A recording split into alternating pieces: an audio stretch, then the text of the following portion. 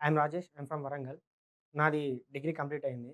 ఈడికొచ్చినంక సార్‌ని కలిసినంక సా నాకు కెమెరా లేదు సార్, సిస్టమ్ లేదు అని చెప్పా సార్‌కి.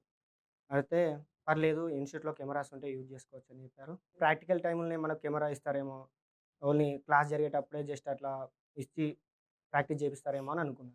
కానీ సార్ అలా గాదు. మా క్లాస్ అయిపోయినంక గూడా మేము రూమ్‌కెళ్ళి ఫ్రెష్ అప్ అయ్యొచ్చి నైట్ 1:00, 2:00 దాకా గూడా ప్రాక్టీస్ చేసిన రోజులున్నాయి. కానీ సార్ ఇంతవరకు ఏ అబ్జెక్షన్ చెప్పలే. ఇంతవరకు ఎందుకుంటున్నారు? అదేం లేదు. ఫీల్ ఫ్రీ అని అంటాడు. అది చాలా ఇష్టం సార్ దగ్గర నాకు. ఆహ్, ఇగ సారు క్లాస్ గురించి వేరే లెవెల్ చెప్తాడు. చాలా బాగా అంటే చాలా బాగా చెప్తాడు. చాలా అర్థమయ్యేటట్టు చెప్తాడు.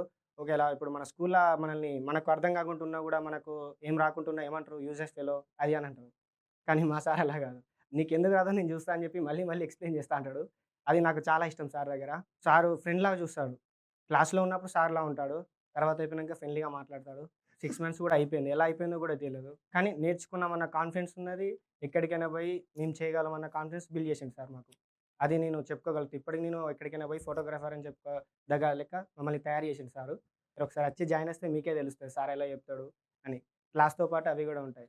మార్కెటింగ్ ఎలా జేయాలి?